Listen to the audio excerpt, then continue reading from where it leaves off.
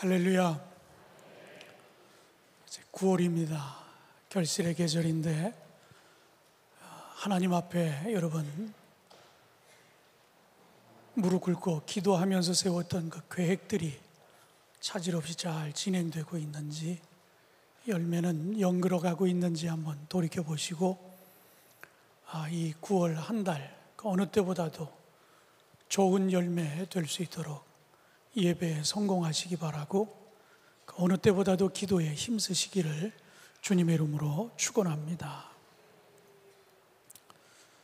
지하철로 출퇴근을 하는 그런 한 젊은이가 늘 타고 내릴 때마다 너무 사람들한테 떠밀려 다니니까 그것이 스트레스가 됐습니다. 그래서 기발한 아이디어를 하나 내서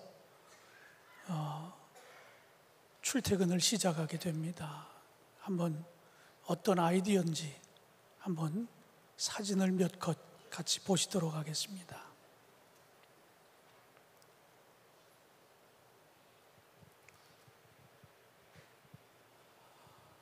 이 문구가 뭔지 아십니까? 내리기도 전에 타는 분들한테 내가 지금 내리고 있다라고 메시지를 주는 것이고, 내리고 있는데 자꾸만 뒤에서 떠미니까 나도 내리니까 등 떠밀지 말라고, 그런 메시지입니다. 글쎄요, 이런 티가 카리스마가 넘치는 티인지 그건 잘 모르겠습니다. 여러분에게 묻습니다. 제가 지난 주일날 여러분에게 무슨 설교를 했는지 혹시 기억하십니까? 굉장히 조용하네요. 갑자기. 제가 주한교회 목사로 온 지가 금년이 30년이 넘었습니다. 이렇게 목사로 30년 이상 버틸 수 있는 이유가 있다라고 하면 여러분이 잘 까먹는 거예요. 그래야 또 해도 되니까. 우리가 지난주에는 그 전주에 미스바 특별 새벽 기도를 잇다라고 하는 이런 말씀으로 쭉 시리즈 설교를 하고, 그리고 특세가 끝났다고 기도를 쉬지 말고 계속해서 기도할 것을 권하면서 지난주에 기도에 대한 말씀을 드렸어요. 그 첫 번째 대지는 기도할 때 그냥 솔직하게 하자. 뭐 어려운 단어, 알아듣기 힘든 그런 말 쓰지 말고 그냥 솔직하게, 하나님 저 힘들어요, 저 지금 아픕니다, 뭐 이런 식으로 그냥 탄식하듯이 기도는 쉽게 솔직하게 하자, 그렇게 말씀을 드렸어요. 그리고 기도는 성령에 이끌려 하자. 그리고 미스바에 함께 모여서 기도했던 것처럼 함께 기도하자고 그렇게 지난주에 말씀을 드렸습니다. 그러면 그 전주에는 무슨 설교를 했을까요? 2주 전에 키워드는 꿈입니다. 교육관 리모델링 헌금을 같이 할 것을 그렇게 선포하면서 아이들이 나와서 찬양도 하고 율동도 하고, 그리고 꿈에 관한 말씀을 요셉의 꿈을 통해서 우리 교회의 비전을 함께 공유하고 참여하자라고 하는 뜻에서 꿈에 관한 말씀을 여러분과 나눴습니다. 그러면 3주 전에는 여러분하고 무슨 설교를 했을까요? 기대하는 제가 조금 어리석다라고 생각이 듭니다. 지난주도 모르는데 3주 전에 얘기를 하자니. 제가 오늘 여러분에게 이런 이야기를 드리는 것은 3주 전에 했던 설교, 4주 전에 했던 설교, 그 설교들이 시리즈 설교입니다. 2주를 쉬고 오늘 시리즈 설교의 3번째 시리즈를 여러분하고 나누려고 지금 이렇게 장황하게 설명을 했습니다. 우리가 4주 전, 3주 전에 여러분과 나눈 설교가 뭡니까? 리처드 포스터의 그리스도를 본받아. 그분에게서 우리가 들었던 그 기독교의 전통을 보면 6가지의 영성의 전통이 있다. 그래서 4주 전 첫 번째 우리가 나눌 때에는 묵상의 전통이 있고, 그리고 3주 전에 나눴던 메시지에는 성결의 전통이 있다고 그랬어요. 묵상의 전통에는 시간을 좀 거룩한 시간으로 채워가자라고 하는 그런 메시지를 나눴고요. 그리고 성결에 대해서는 우리의 습관을 좀 거룩한 습관으로 바꿔가자고 하는 그런 메시지를 나눴습니다. 오늘은 그 세 번째 시간으로 카리스마의 전통입니다. 많은 사람들이 저를 보면 카리스마가 있다고 그래요. 근데 우리 주변에서 그런 소리를 많이 하잖아요. 아이들도 그렇고 우리 어른들도 그렇고 카리스마라고 하는 단어를 많이 씁니다. 그런데 지금 우리가 흔히 이야기하는 카리스마, 리더십이 있어 보이는 그런 어떤 용모나 그 말이나 행동, 이런 걸 다 통칭해서 우리가 카리스마 하는데, 오늘 우리가 나누려고 하는 이 영성의 전통 가운데 카리스마의 전통은 그런 이야기가 아닙니다. 성경이 우리에게 주는 카리스마라고 하는 것은 우리가 흔히 사용하는 그런 카리스마하고는 좀 다른 뉘앙스를 가지고 있습니다. 국립국어원에서 발행한 표준어 국어 대사전에 보면 카리스마라고 하는 뜻을 1차적으로는 이렇게 해석해 놓았습니다. 카리스마는 예언이나 기적을 나타낼 수 있는 초능력이나 절대적인 권위, 신의 은총을 뜻하는 그리스어라, 그렇게 이야기하고 있어요.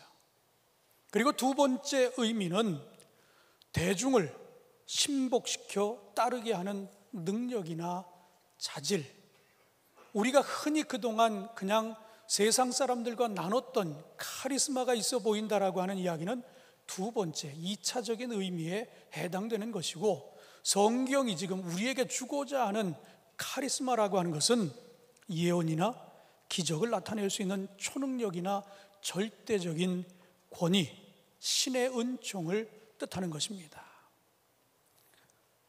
다시 말하면 성경은 이 모든 것들을 영적 은사라 그렇게 이야기합니다. 고린도전서 12장 말씀을 볼 것 같으면 은사들에 대해서 다양한 은사들을 기록해 주고 있습니다. 그곳에 보면 믿음, 병고침, 방언, 능력, 행함, 영분별, 이 모든 것들을 우리는 영적 은사라고 그렇게 고린도전서 12장은 이야기합니다. 아마 은사가 이런 것이라고 하면, 카리스마가 이런 것이라고 하면 아마 여기 있는 분들 가운데는 나는 이것과는 거리가 멀구나, 나는 소유할 수 있는 게 아닌가 보다라고 이렇게 생각하는지 모르겠어요. 예언을 하고 방언을 하고 병을 고쳐주고 영을 분별하고 이런 거는 이건 아무나 할 수 있는 게 아니니까 나하고는 거리가 멀다라고 그렇게 생각하는 분들이 분명히 있을 거예요. 그래서 리처드 포스터는 이런 이야기를 했습니다. 예수님을 따르는 모든 사람들에게는 성령님께서 주신 한 가지 이상의 영적 은사, 다시 말하면 카리스마가 있다. 이것은 선천적 재능과는 전혀 다른 것인데 때로는 두 가지 카리스마와 재능이 결합되어 나타나기도 한다라고 그렇게 이야기했습니다. 자, 성경은 분명히 카리스마에 대한 이야기들을 쭉 우리에게 설명해 주고 있습니다. 그리고 리처드 포스터는 우리에게 이야기하기를 예수를 믿는 사람이라고 하면, 지금 여기 나와 있는 여러분들이라고 하면 여러분들에게는 한 가지 이상의 카리스마가, 은사가 있다라고 그렇게 이야기합니다. 우리가 흔히 영적 은사를 쭉 열거해 보면 이야, 이런 신비한 것들, 이런 능력은 나하고는 관계없는 줄 알았어요. 그런데 성경은 아니라는 이야기예요. 우리 모두에게 한 가지 이상의 은사가 있다라고 그렇게 말씀하고 계십니다. 여러분 믿으시기를 바랍니다. 여러분에게도 한 가지 이상의 카리스마가 있다라고 하는 이야기예요. 그런데 이 영적 은사를 지나치게 과대 포장하거나 그리고 악용하는 사람들이 종종 무리를 일으킵니다. 신사도주의, 이들이 가지고 있는 논란거리는 뭔가 하면 성경에서 사도들을 통해 드러난 은사가 사실이라면 지금도 그 능력이 일어나야 된다라는 주장을 했어요. 여기까지는 전혀 문제가 되지 않습니다. 그런데 그 다음에 말입니다. 그러므로 은사 체험이 없으면 성령을 받은 것이 아니다 라고 이야기하고 있어요. 여러분, 이 부분에 대해서 여러분 인정하십니까? 은사 체험이 없으면 성령을 받은 것이 아니다? 여러분, 이 부분을 어떻게 생각하십니까? 여러분, 분명하게 여러분에게 말씀을 드리지만 은사 체험이 없어도 성령 받았음을 여러분 믿으시기를 바랍니다. 카리스마는 내 능력이 아닌 성령의 능력입니다. 우리가 은사 체험만 가지고 성령을 판단한다라고 하는 것, 이것은 옳지 않습니다. 왜 그런가 하면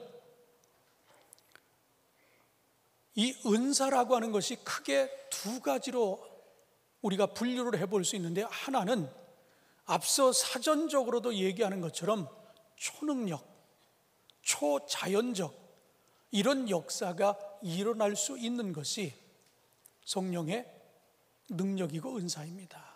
그런데 꼭 그런 것만은 아니라고 하는 것입니다.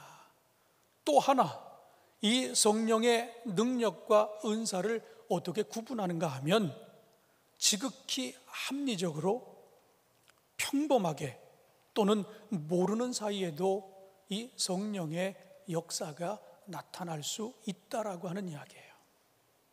그러니까 아주 신비한 거, 정말 초자연적이고 초능력적이고 상상할 수 없는 그런 일들만이 성령의 능력이 아니라 아주 평범한, 우리가 다 이해할 수 있는 그런 것을 통해서도 성령의 역사가 나타날 수 있다라고 하는 이야기예요.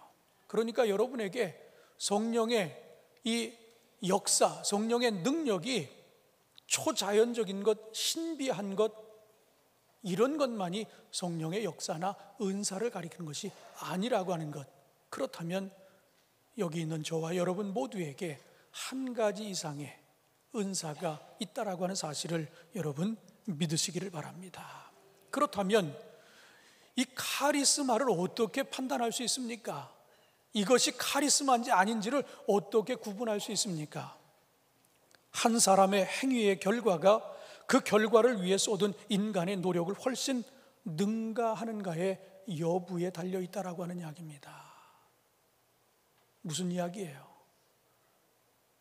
우리가 기대한 것 이상의 어떤 결과가 왔을 때 세상 사람들은 뭐라고 합니까? 재수가 좋다고 그래요. 운이 좋아서 라고 그렇게 이야기합니다. 그러나 믿는 사람들은 뭐라고 이야기합니까? 하나님이 함께 하셨기 때문에 이런 좋은 결과가 이루어졌더라고 그 모든 공을 하나님께 돌립니다. 하나님 감사합니다라고 우리는 그렇게 합니다. 그러나 세상 사람들은 뭐라고 그래요? 이야, 재수 좋네, 운이 따라서 이런 일이 생겼다라고 그렇게 이야기를 합니다. 오늘 우리가 이 카리스마에 관한 이야기를 나눠가면서 여러분에게 있는 그 카리스마, 그 은사를 어떻게 이 공동체 안에서 우리가 잘 활용해서 정말 이 공동체를 건강하게 할 수 있는지 여러분 분명한 이해와 깨달음과 그리고 여러분 안에 있는 그 카리스마를 발견하고 그것을 지혜롭게 선용할 줄 아는 저와 여러분 되시기를 주님의 이름으로 축원합니다. 첫 번째로 성령이 함께 하셔야 그것이 진정한 카리스마라 하는 이야기입니다. 여러분 공생애의 예수님의 생애를 가만히 들여다보세요. 누가복음 3장에 보면 예수님께서 세례를 받으실 때에 성령이 비둘기 같은 형태로 그 위에 강림하셨다라고 그렇게 이야기하고 있습니다. 그리고 물 위로 올라오실 때 하나님이 뭐라고 말씀하셨습니까? 너는 내 사랑하는 아들이라, 내가 너를 기뻐하노라 하는 그런 음성이 들렸어요. 누가복음 4장에 가면 예수님께서 성령의 충만함을 입어서 요단강에서 돌아오사 광야에서 40일 동안 성령에게 이끌리셨다라고 하는 말씀이 나오고, 그리고 사탄으로부터 유혹을 받습니다. 그런데 그 유혹을 성령의 능력으로 모두 물리치는 그런 모습이 있어요. 계속해서 예수님이 3장 4장에 예수님을 이야기할 때마다 성령이 빠지지 않습니다. 성령의 이끌림을 받으시고 성령의 능력으로 유혹을 물리치시고 계속해서 성령이 예수님과 동행하고 있는 사실을 만나게 되어집니다. 예수님은 하나님의 아들로서 그리고 하나님과 동등한 그런 분이었는데 왜 자꾸 성령이 그냥 홀로 모든 걸 하셔도 다 될 것 같았는데 왜 자꾸 성령을 이야기하고 있느냐 하는 이야기예요. 그렇다면 우리 다른 말로, 그럼 이렇게 성령이 함께하는 이의 삶과 성령을 외면하고 순간적으로나마 내 스스로 뭔가를 했을 때 어떤 결과가 이루어지는가 하나의 예를 여러분에게 소개하면 이해가 쉬우리라고 생각합니다. 민수기 20장에 보면 모세가 등장합니다. 이스라엘 백성들이 목이 마르다고 모세와 아론을 찾아와서 불만을 쏟아놓습니다. 그 내용은 민수기 20장 5절에 보면 너희가 어찌하여 우리를 애굽에서 나오게 하여 이 나쁜 곳으로 인도하였느냐, 이곳에는 파종할 것도 없고 무화과도 없고 포도도 없고 석류도 없고 마실 물도 없도다라고 비난을 합니다. 이 이야기를 듣자 이게 한 번이 아니거든요. 매번 어려움을 만날 때마다 모세를 찾아와서 단골 메뉴가 왜 우리를 애굽에 그냥 놔두지 이곳으로 끌고 와가지고 이 고생을 시키느냐고 매번 그러는 거예요. 근데 한 번, 두 번은 괜찮은데 이게 반복되니까 왜? 문제가 있을 때마다 다 하나님이 해결해 주셨잖아요. 지도자를 통해서 다 해결해 주셨잖아요.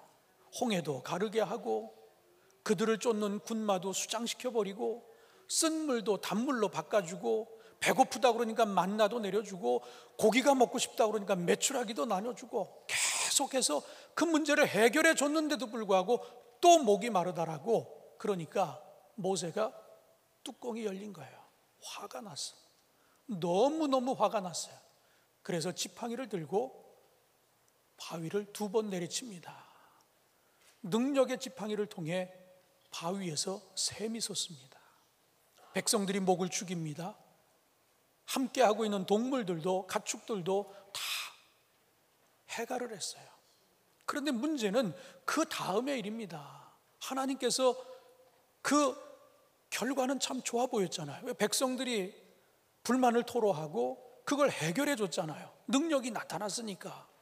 그런데 문제는 그 이후에 하나님께서 모세와 아론에게 들려준 말씀이에요.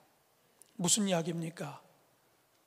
약속의 땅에 들어갈 수 없다고 하는 청천벽력과 같은 이야기입니다. 아니, 그렇게 고생을 해서 여기까지 왔는데 하나님이 못 들어간다는 거예요. 이유가 뭡니까? 가장 중요한 이유는 성령의 인도함을 받지 않았다는 거예요.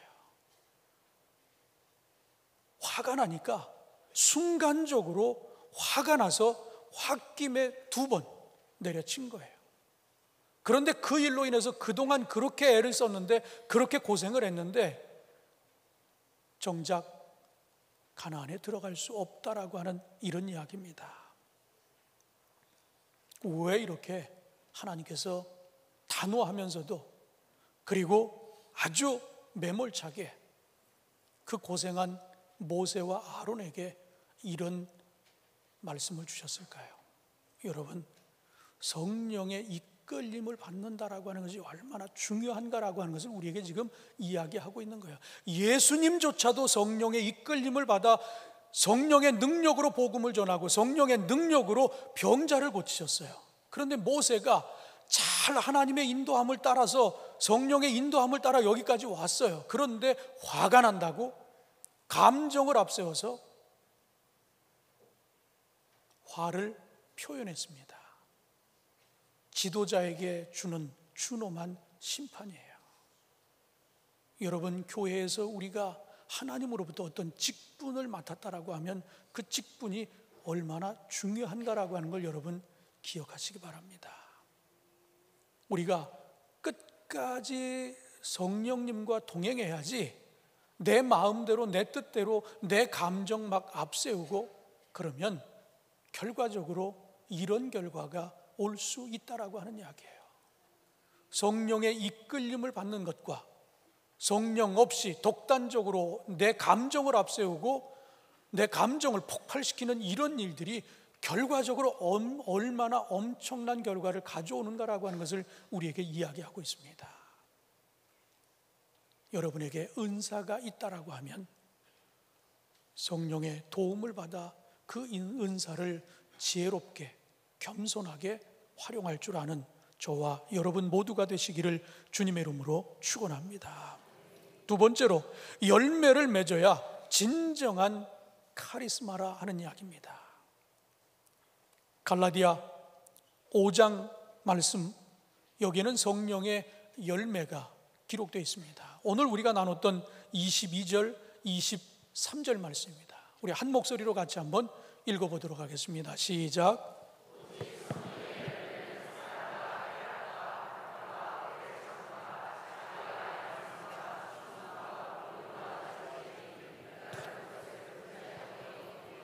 아멘. 바울의 서신에 보면 갈라디아서, 고린도전서, 로마서, 여기의 핵심은 이 성령에 관한, 카리스마에 관한 이야기를 중심이 되어 있습니다. 그런데 이 성령의 능력이나 카리스마를 이야기하면서 결론으로 주는 것이 열매에 관한 이야기입니다. 그래서 이 갈라디아서의 마지막 부분에 와서 이 9가지 열매를 이야기하고 있어요. 한국어로는 성령의 은사, 헬라어로는 카리스마, 그리고 영어로는 이것이 성경에 번역될 때 보면 기프트라고 그렇게 번역이 되어 있습니다. 우리는 기프트 그러면 그냥 선물 이 정도로 생각합니다. 그러나 성경 안에 기록되어 있는 이 기프트라고 하는 이 말은 재능이라고 보는 것이 훨씬 더 합당한 그런 해석입니다. 그런데 여러분, 선물 그러면 선물은 어떤 대가로 받는 게 아니잖아요. 거저 받는 것이잖아요. 공짜로 받잖아요. 그런데 이 기프트, 카리스마, 이것을 하나님이 우리에게 그냥 주셨다는 거예요. 그렇다면 왜 주셨을까요? 세상이 너무 험하니까, 세상이 너무 악하니까 이 슈퍼 파워를 너희들에게 주니까 이거로 세상을 이겨라, 그래서 그걸 주셨을까요? 저는 하나님이 그렇게 은사를 우리에게 주셨다라고 생각하지 않습니다. 하나님이 거저 공짜로 은사를 우리에게 주셨다고 하는 데는 분명한 이유가 있습니다. 그것은 더 큰 사랑을 이루라고 우리에게 은사를 주신 줄로 믿으시기를 바랍니다. 은사의 본래 목적은 더 큰 사랑을 이루면 열매를 나타낼 수 있다라고 하는 이런 분명한 목적을 가지고 우리에게 이 은사를 허락해 주셨습니다. 고린도전서 12장에 보면 고린도 교회 교인들이 은사에 관한 것을 가지고 서로 내 것이 더 큰 것이라고 주장하며 떠듭니다.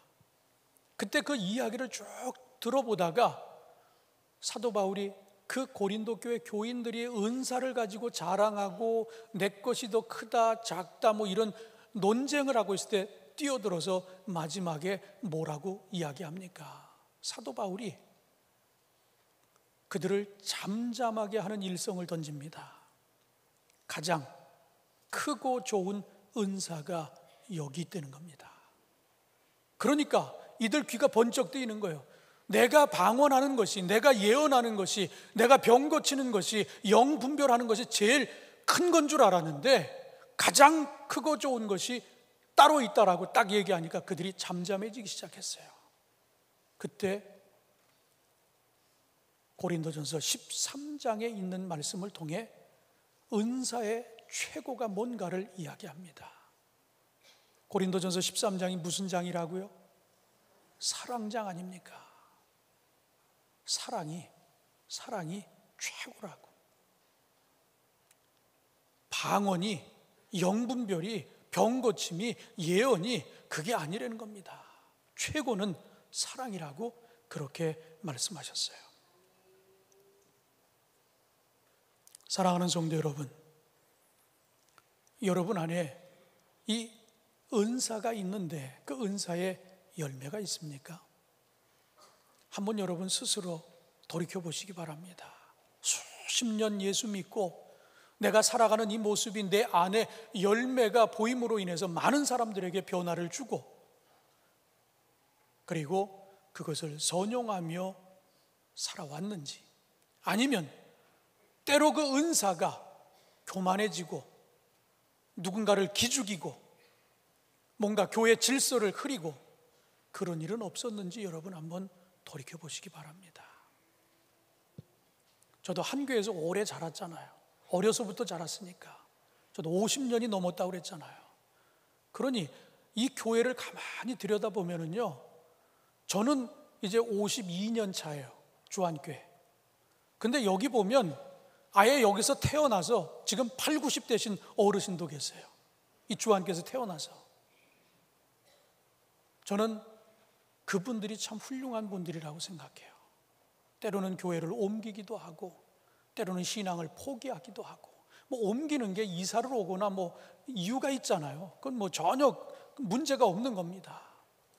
근데 교회에서 한 교회를 수십 년 이렇게 계속해서 자식이, 그 자손이 이렇게 섬기는 가정들을 보면 저는 정말 훌륭한 분들이라고 생각해요. 다른 건 몰라도 그 하나만 가지고도 대단한 분들이라고 생각합니다. 왜? 열매가 보이니까.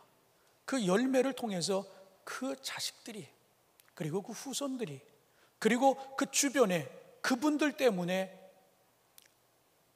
구원을 받고 하나님 앞에 나와 또 그들의 가정이 그렇게 변화되어지고, 이런 가정이 있으니까 이렇게 90년이 넘었는데도 지금의 이런 교회를 우리가 이루고 있는 줄로 믿으시기를 바랍니다. 여러분의 신앙을 돌아보면서 열매가 있기를 주님의 이름으로 축원합니다. 마지막으로 공동체를 세워야 진정한 카리스마라 하는 이야기입니다. 성령의 은사들을 우리가 크게 세 가지로 이렇게 나눠볼 수 있습니다. 하나는 리더십, 그리고 두 번째는 신령한 능력, 그리고 세 번째는 공동체를 세우는 일입니다. 이 첫 번째와 두 번째는 우리가 굉장히 많이 들은 부분이에요. 그러나 이 세 번째에 관해서는 우리가 조금 간과한 부분이 없지 않아 있습니다. 은혜 받으라고, 은사 체험하라고 그런 강조는 많이 했는데, 그것들을 통해서 이 공동체가 세워져야 한다라고 하는 이야기는 조금 상대적으로 우리가 덜한 것 같아요. 오늘 여러분에게 마지막으로 이 공동체를 세우는 이 카리스마에 대한 결정체를 여러분에게 소개하고자 합니다. 리차드 포스터는 공동체를 세우는 이 세 번째 부류의 카리스마가 갖고 있는 네 가지 구체적인 원리를 이렇게 제시합니다. 그 네 가지 중에 첫 번째는 책임을 지는 것, 두 번째는 한계를 받아들이는 것, 세 번째는 다른 이들을 존중하는 것, 그리고 네 번째는 다양성 안에서 단일성을 유지하는 것이라고 이렇게 정리를 해 주었어요. 여러분 안에 이 네 가지 원리를 다 갖고 있다라고 하면 그분은 정말 리얼 크리스찬이고, 뿐만 아니라 그들이 가지고 있는 카리스마는 정말 건강한 카리스마라 그렇게 말씀드릴 수 있어요. 그러나 내 스스로 돌아볼 때 내가 책임을 졌느냐? 한계를 받아들였느냐? 다른 이들을 존중하느냐? 다양성 안에서 단일성을 유지하고 있느냐? 이 중에 하나라도 우리 안에 없다라고 하면 오늘 이 카리스마에 대한 말씀을 통해서 여러분 다시 한번 성숙해지고 그리고 겸손해지고 그리고 성령을 통해 다시 한번 매만져지기를 주님의 이름으로 축원합니다. 저는 이 교회 안에서 어려서부터 자랐잖아요. 교회 뜰에서 자랐잖아요. 교회와 제일 근거리에서만 어려서부터 성장해 왔습니다. 다양한 교인들의 모습을 봐왔어요. 이런 은혜를 체험한 분들이 교회에도 굉장히 많았습니다. 그런데 어떤 분들은 그 은혜를 체험한 것이 처음에는 순수했어요. 그래서 그냥 뜨겁게 기도하고 교회에 헌신하고, 그런데 그분 주변에 사람들이 모이기 시작합니다. 왜? 은혜 받았다고 하니까 기도도 받으려고 하고 그런 영적인 능력도 자기도 체험하고 싶으니까 사람이 따르니까 교만해지기 시작해요. 목이 뻣뻣해지기 시작해요. 결국 그러니까 교회 안에서 누구누구를 중심으로 파가 형성이 되는 겁니다. 그리고 그 사람이 나가니까 쭉 따라 나갑니다. 그런 것도 봐왔어요. 그런가 하면 정말 신령한 은혜들을 그렇게 많이 경험했는데도 불구하고 교만하지 않아요. 드러내지 않습니다. 그걸 어떻게 하면 교회 안에서 녹아내게 해서 이 공동체의 유익을 위해서 그것을 쓸까, 그렇게 노력하는 분들이 훨씬 더 많았습니다. 주안교회가 여기까지 오기에는 바로 그런 분들이 균형을 갖고 자기에게 주어진 그 신비한 은혜와 은사를 잘 썼기 때문에 저는 이 주안교회가 지금의 주안교회가 됐다라고 저는 분명히 확신합니다. 진정한 카리스마는 공동체를 세우는 일을 위해서 사용될 때 그것이 진정한 카리스마가 될 수 있다라고 하는 이야기예요. 내 개인의 명예나 나를 드러내는 일을 쓰기 시작하면 공동체는 갈등을 빚고 깨어지기 쉽습니다. 그러나 오늘 리차드 포스터가 얘기하는 구체적인 원리 4가지, 책임을 질 줄 알고 한계를 인정하고 다른 이들을 인정해주고 뿐만 아니라 다양성 안에서 단일성을 유지하는 것. 이 교회가 지금 뭔가 이것이 비전이라고 그러면 내 생각이 다르더라도 하나가 돼서 그 비전을 향해 같이 함께하는 이런 공동체가 될 때 그 카리스마가 더욱 빛이 난다라고 하는 이야기예요. 바로 거기에 열매가 있다라고 하는 겁니다. 저희 교회가 그런 교회, 그러한 성도들이 꼭 되어지기를 주님의 이름으로 축원합니다. 기도하시겠습니다. 하나님 감사합니다. 오늘도 카리스마의 전통에 대해서 나누며 카리스마가 무엇인지를 알게 되었습니다. 내 안에 이런 카리스마가 있다라고 하는 것을 깨닫게 하여 주신 주님 감사합니다. 이제 이를 통해 열매가 맺혀지는 카리스마가 되게 하여 주시고 이 공동체가 건강하게 세워지는 카리스마가 되게 하여 주시옵소서. 지금까지도 믿음의 선배들이 그런 모습을 보여왔기에 오늘의 이 교회가 있는 줄로 믿습니다. 우리들도 내가 받은 은혜가 있다라고 하면 그것을 교만의 도구로 사용하는 것이 아니라 하나님의 이 공동체를 위해 선하게 겸손하게 사용되어지는 카리스마가 되게 하여 주시옵소서.